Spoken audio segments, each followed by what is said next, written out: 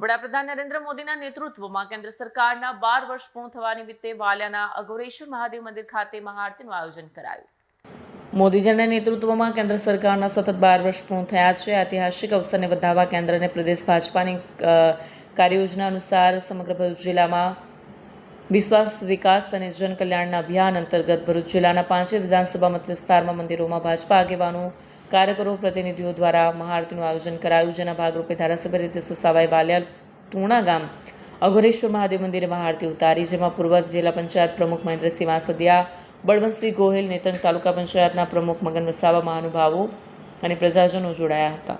ઝઘડિયા વિધાનસભાની અંદર વાલિયા તાલુકાની અંદર ટુણા ગામે અઘોરેશ્વર દાદાના મંદિરે આજે દેશના યશસ્વી પ્રધાનમંત્રી માનનીય નરેન્દ્ર મોદી સાહેબનો આજે એમના સુશાસનના 12 વર્ષ પૂર્ણ થયા છે.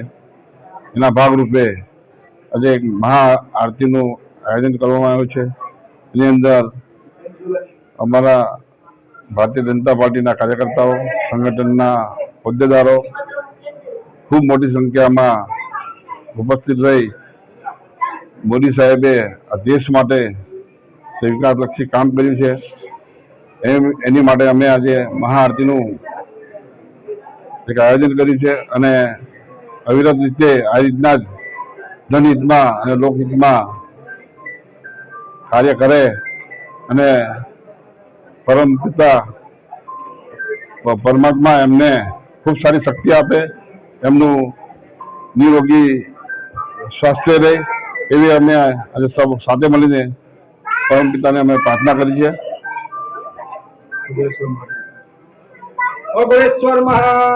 વિડીયો જર્નાલિસ્ટ સંજય વસાવા સાથે સત્યા ટીવી ન્યૂઝ વાલિયા.